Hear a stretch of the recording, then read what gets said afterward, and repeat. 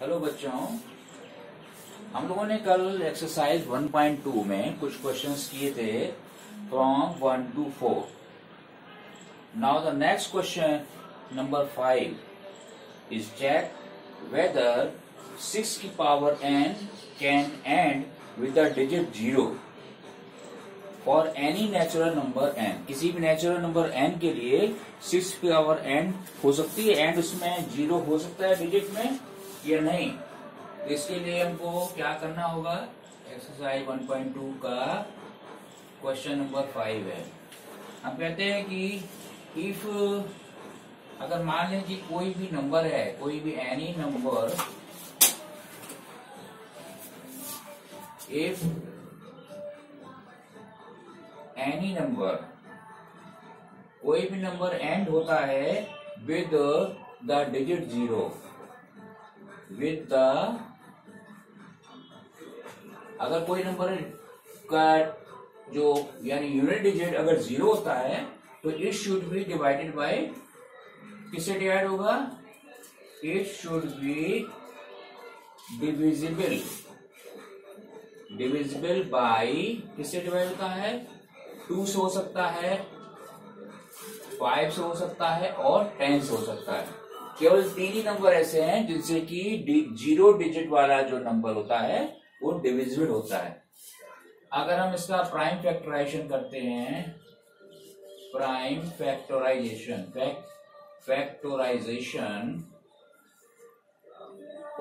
Prime factorization of जो हमारा 6 की पावर n लिया हुआ है तो क्या होगा? 2 into 3 की पावर n। इसमें क्या हुआ कि 10 नहीं आया, तो इसमें क्या हुआ? इन दिस 5 जो है, 5 इज नॉट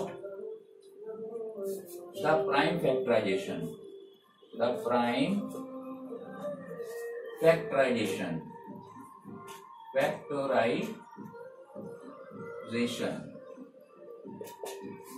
किसके में? 6 की पावर n में प्राइम फैक्टराइजेशन नहीं हो सकता है। सो देयरफॉर कोई भी नंबर है, अगर हम इसकी कोई भी वैल्यू ले लें, एनी वैल्यू ऑफ n माने 6 की power n will not be divisible by 5। माने 6 की पावर कितनी भी पावर लगा देंगे वो will not be divisible by 5, 5 से डिवाइड नहीं होगी। Therefore 6 की power n cannot end with the digit 0, with digit 0।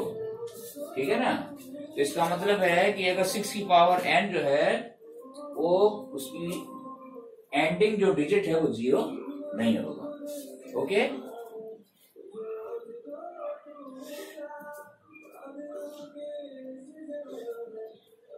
Now note down,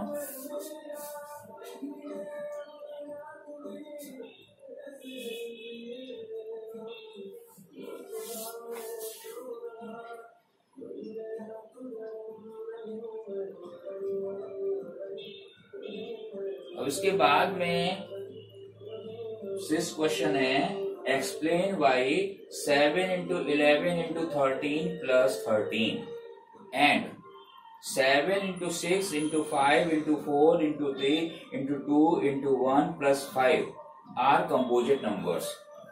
composite numbers का क्या मैंने बताया था? कंपोजिट नंबर के कम से कम 2 फैक्टर होते हैं, 2 या 2 से ज्यादा भी हो सकते हैं। जैसे कि 6 है, 6 का क्या है फैक्टर है? 2 है, 3 है और 6 और itself। 15 का 3, 5, 15। Okay, now the question number 6।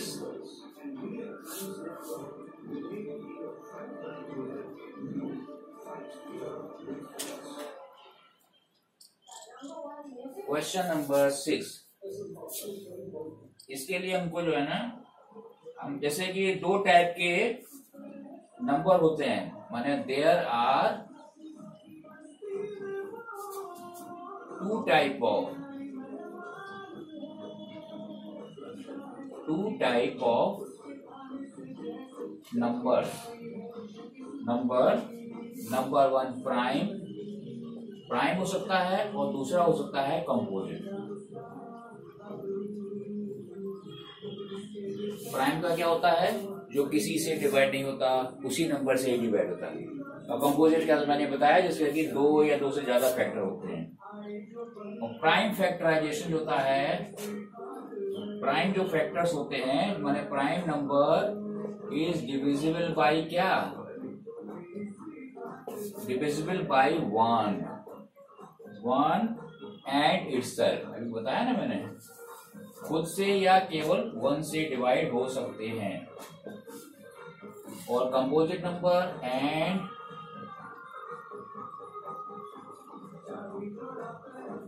Composite number का क्या चक्कर है फैक्टर्स। कितने फैक्टर हो सकते हैं, है फैक्टर्स अदर देन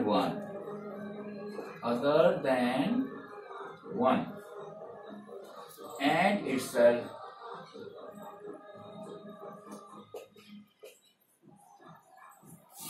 ठीक है। अब यहाँ पे जैसे लिया है उन्होंने 7 इंटू 11 इंटू 13 प्लस 13। इसको हम क्या कर सकते हैं, देखो 13 इसमें है, 13 हमने कॉमन ले सकते हैं और इसमें 7 इंटू 11 हो गया और ये प्लस 13 बन जाए 13। तो 13 इंटू 11 7 77 प्लस 1, 13 इंटू 77 प्लस 1 मिलके 78 हो गया।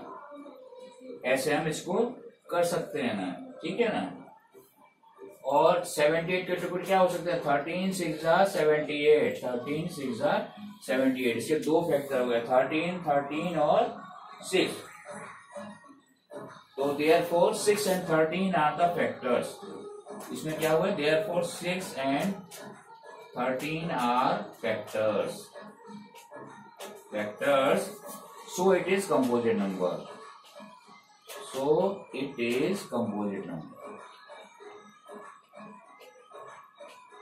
ठीक है, दो फैक्टर हो गए 13 और 16।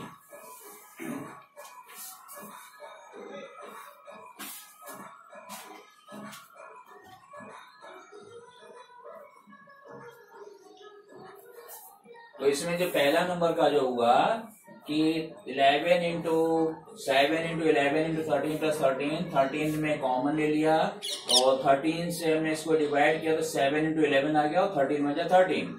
11 7 जा 77 प्लस 1, 77 1 जोड़ा 78, 13 इंटू 78।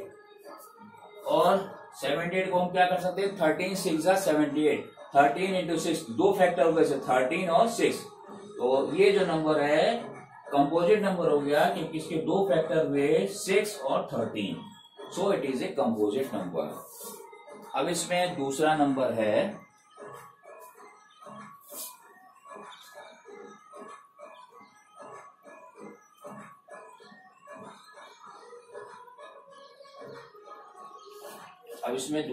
क्या है, 7 into 6 into 5 into 4 into 3 into 2 into 1 plus 5। इसमें क्या हालत है, देखो 5 इसमें कॉमन आ रहा है, बीच में प्लस है, 5 में ले लिया ब्रैकेट में 7 into 6 into 4 into 3 into 2 into 1 plus 5 बन जा 5। ऐसा हो गया। अब इन सबको हम मल्टीप्लाई कर सकते हैं, कैसे ही करके देखिए। 2 3 जा 6, 4 जा 24 और 7 6 जा 42 और 24 को मल्टीप्लाई करो।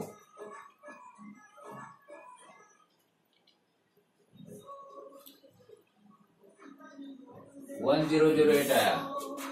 5 इंटू 1008 प्लस 1 5 इंटू 1009।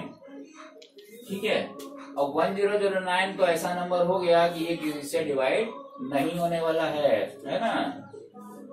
तो इसके लिए इसमें दो फैक्टर हो गए, कौन कौन से 5 और 109। तो इसी तरीके से हम स्टेटमेंट यहां लिख देंगे, क्या लिख देंगे कि इसके दो फैक्टर हैं 5 और 1009। Therefore 5 and 1009 are factors, so it is composite number.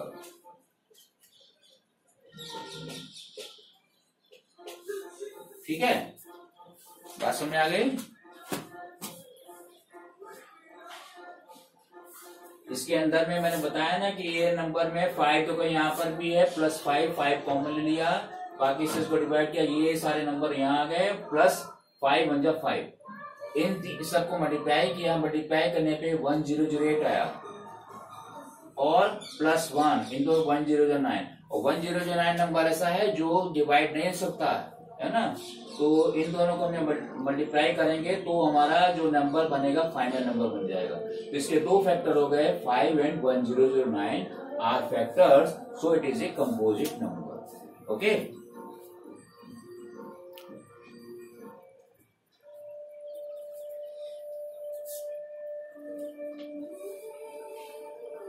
इसके बाद में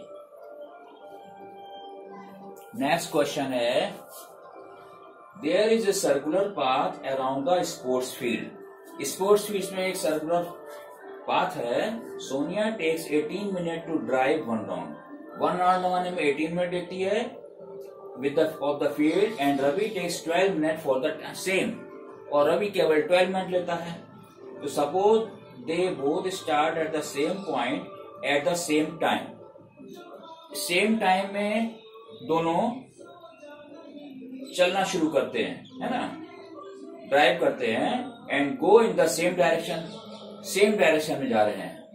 तो after how many minutes will they meet again at the starting point, मतलब कितने मिनट बाद वो दोनों स्टार्टिंग पॉइंट पर मिलेंगे। तो स्टार्टिंग पॉइंट में मिलेंगे तो इसमें जो है रवि जो है कम टाइम ले रहा है, कम टाइम ले रहा है, तो हम लोग क्या करेंगे, इसमें लोएस्ट कॉमन मल्टीपल मैंने एलसीएम निकालना होगा हमको। ठीक है,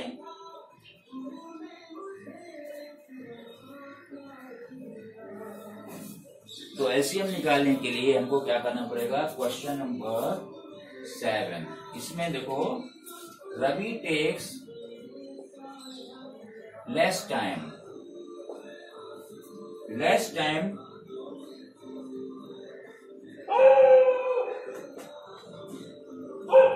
देन सोनिया से वो कम टाइम ले रहा है। तो हमको देयरफॉर 18 और 12 का क्या करना पड़ेगा, एलसीएम निकालना पड़ेगा। तो 18 के टुकड़े करें हम, कैसे होगा, 2 3 जा 6 3 जा 18, माने 18 को अगर हम डिवाइड करना शुरू करेंगे, फैक्टर करेंगे, तो 2 3 जा 6 3 जा 18, और 12 पे करेंगे तो 2 जा 4 3 जा 12। तो यहाँ पे एलसीएम में क्या होता है, जो हम मैक्सिमम पावर लेते हैं, मैक्सिमम पावर मतलब 2 कितने की पावर आया, 2 बार आया, तो 2 × 2, यहाँ पे 3 2 बार आया, तो 3 को 2 बार लिखेंगे। ठीक है, 2 2 जा 4, 3 जा 12, 3 जा 36, माने 36 मिनट बाद दोनों एक पॉइंट पर आकर मिल जाएंगे। ठीक है,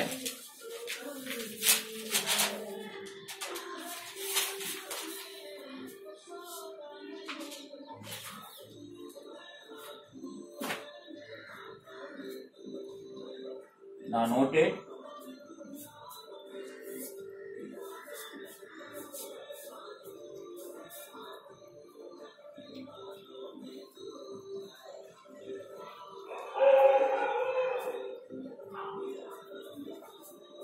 Now exercise 1.2 has completed. Now the next exercise 1.3. In this exercise we have to discuss about irrational number. कल मैंने बताया था irrational number के बारे में।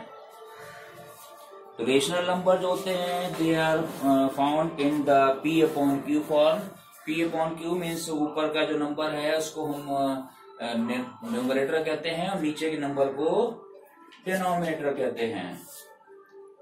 तो यहाँ पर एक्सरसाइज 1.3 में हमको बताना है कि रूट जो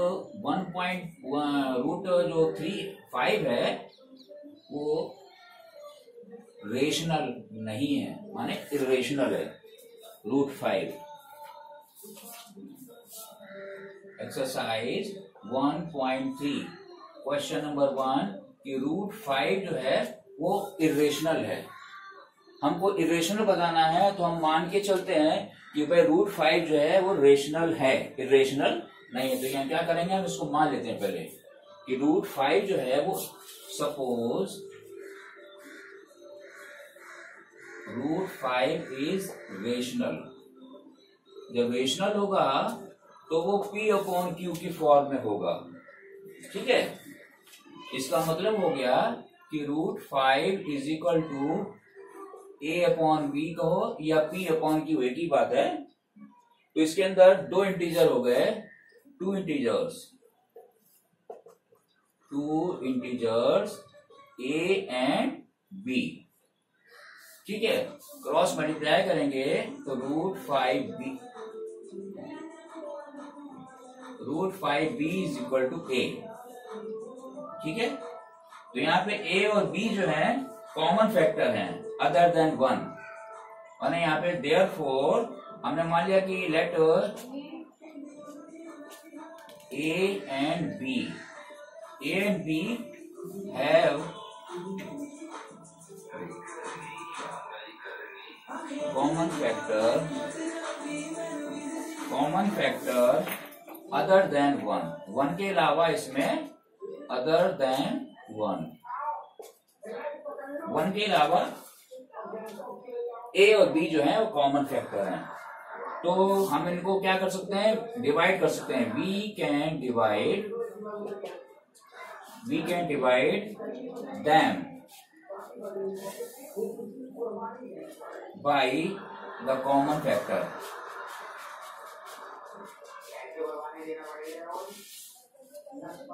by the common factor हमने मान लिया, अगर हम इसको मान लें कि we assume that A and B are co-prime। ठीक है, तो अब यहाँ पे ये क्या है, A is equal to root 5b आया। अगर हम इसका स्क्वायर कर देते हैं, ऑन स्क्वायरिंग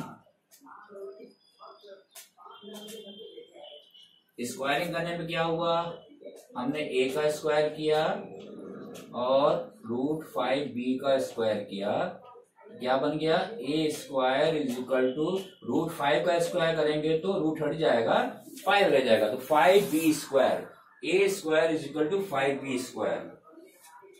ठीक है, नोटेड, इसको लिख लीजिए जल्दी से।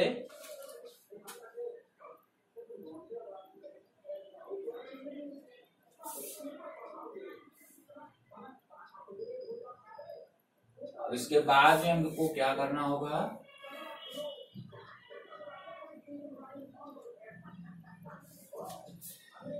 A square is equal to 5b square आ गया। इसका मतलब है therefore A square is divisible by 5 and A is also divisible by, and A is also divisible by 5।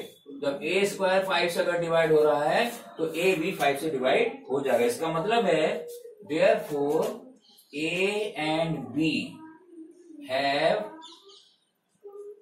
5 as a common factor, 5 as a common factor।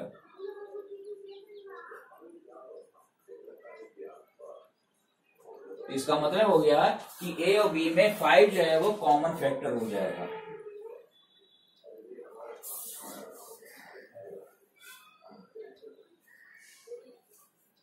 Okay, now इसका मतलब हो गया it means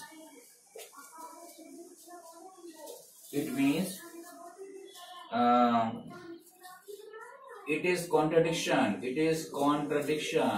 माने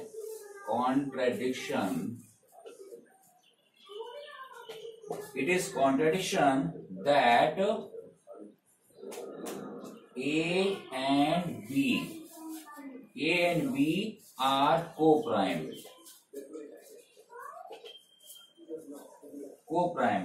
Therefore, root 5 is expressed as irrational number.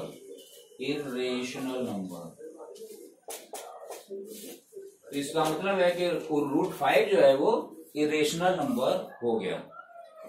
अब जिस तरीके से हम लोगों ने रूट 5 का निकाला है, इस तरीके से आपको मैं होमवर्क दूंगा, इसमें रूट 2 और रूट 3 का भी निकालना है।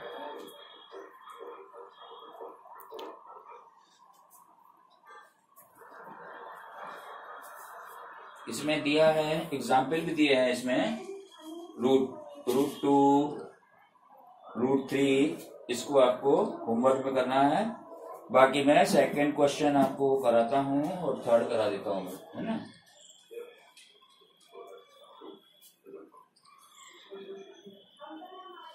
Okay, noted.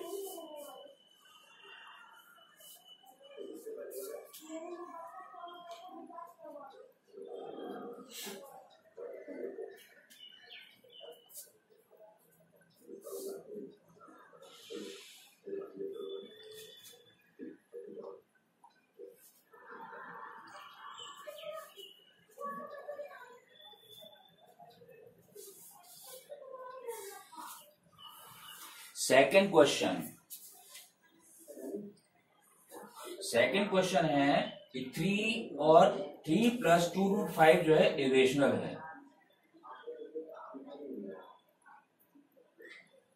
ठीक है, हम इसमें मान लेते हैं कि इरेशनल नहीं है, रेशनल है।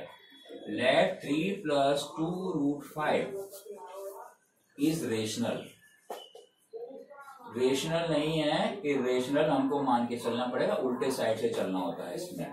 ठीक है, तो हम अगर इरेशनल नहीं है, रेशनल है, वी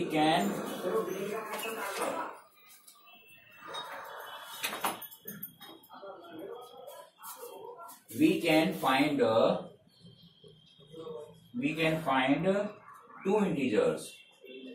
two integers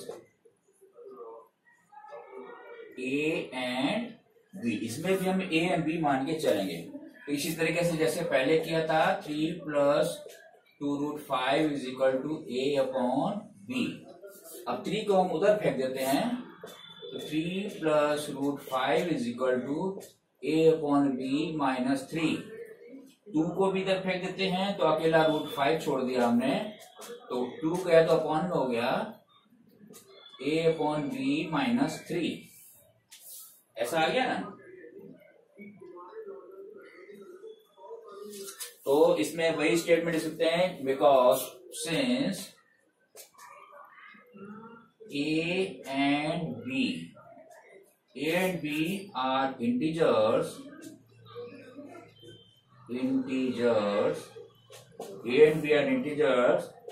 so ये 1/2 a upon b minus 3 will be rational। जब रेशनल हुआ, सो therefore रूट 5 इज ऑल्सो, तो रूट 5 भी रेशनल हो जाएगा।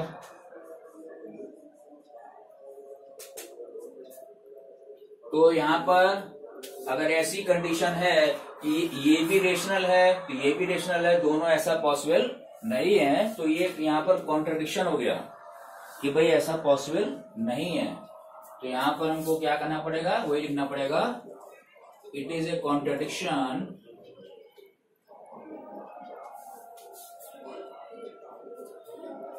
इट इज कॉन्ट्रडिक्शन, ऐसा possible contradiction, it is contradiction that 3 plus 2 root 5 is rational। ये contradiction है, तो कॉन्ट्रडिक्शन हुआ, therefore ये रेशनल नहीं हुआ। 3 plus 2 root 5 is irrational, irrational। Okay, now this question is completed। इसी तरीके से √2 और √3 का भी हमको करना होगा, वो आपके लिए होमवर्क में देंगे हम अभी।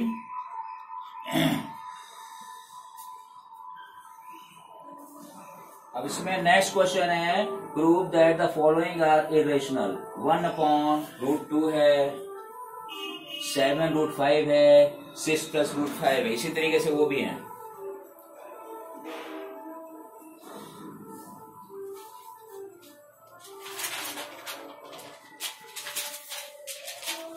क्वेश्चन नंबर 3 का 1, हम इसमें मान लेते हैं, सपोज मेथड वही रहेगा, late 1/√2 is rational.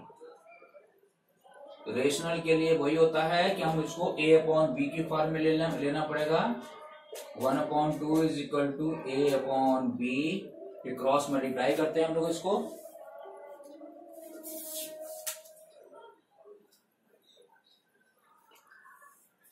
Cross multiply करेंगे तो क्या हो जाएगा, हमें ऐसे मैंने मल्टीप्लाई किया, √2 a is equal to b, तो √2a इज इक्वल टू क्या हो जाएगा, b/a। ठीक है, तो यहाँ पे लिखेंगे कि भाई b/a जो है वो रेशनल है, इज रेशनल, ये तो रेशनल फॉर्म में आ गया। एंड एज, क्यों, as a and b are integers, क्योंकि ये इंटीजर हैं a और b, तो ये अपॉन फॉर्म में है, तो ये रेशनल हो गया। यहाँ पे √2 इज रेशनल, ये भी रेशनल हुआ, लेकिन ये p/q की फॉर्म में नहीं है, क्योंकि ये दोनों बराबर हम ले रहे हैं, ये रेशनल है तो ये भी रेशनल हुआ, लेकिन ये अपॉन फॉर्म में नहीं है, माने p/q की फॉर्म में नहीं है, तो ये कॉन्ट्रडिक्शन हो गया। इसका मतलब है विच कॉन्ट्रडिक्ट्स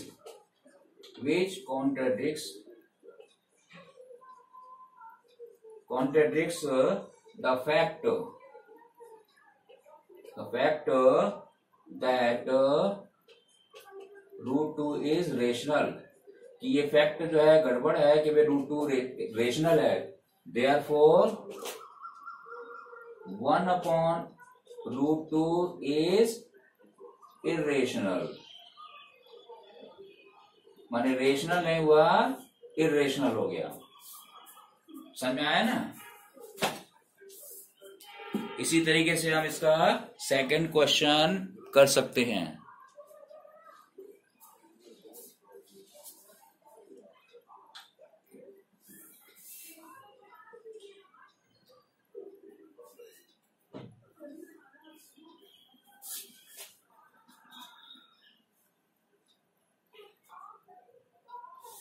सेकंड क्वेश्चन है 7√5। सेकंड में हम इस तरीके से मानेंगे, लेट 7√5 इज रेशनल। रेशनल हुआ तो यहां पर इसी तरीके से लिखोगे 7√5 इज इक्वल टू a/b, तो हमने √5 अकेला छोड़ा इधर, तो ये क्या इसके नीचे चला जाएगा, तो a/7b हो जाएगा। ठीक है, क्योंकि किसके लिए, for some integers a and b, यहां पर भी दो इंटीजर हैं a और b, उसी हिसाब से ही हमको चलना है। ठीक है, माने a/7b हो गया। तो इसका मतलब है कि a/7b इज रेशनल। जब ये रेशनल है तो √5 भी, सो √5 इज ऑल्सो रेशनल,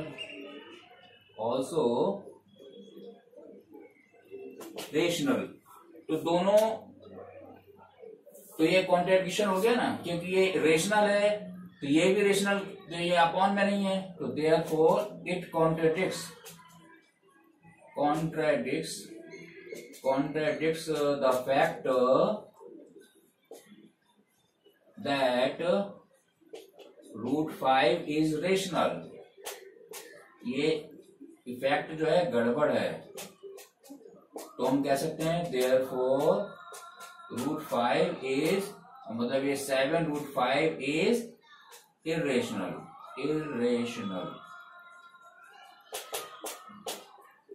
ठीक है ना, सिंपल सा है ना, ऐसे ही करना है।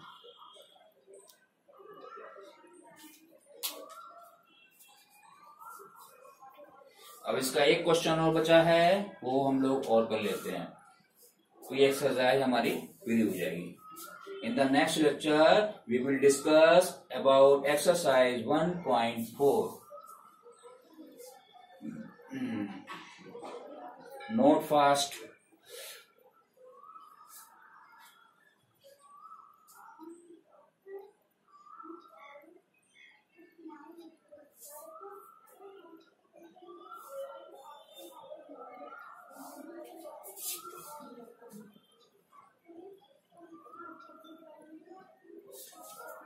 क्या क्वेश्चन है, 6 + √2, उसी तरीके से हमको करना है सेम। लेट 6 + √2, इसको हमने रेशनल मान लिया है ना,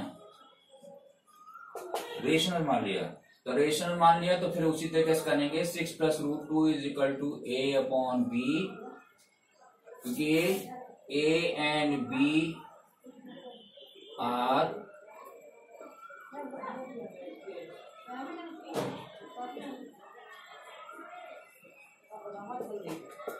सम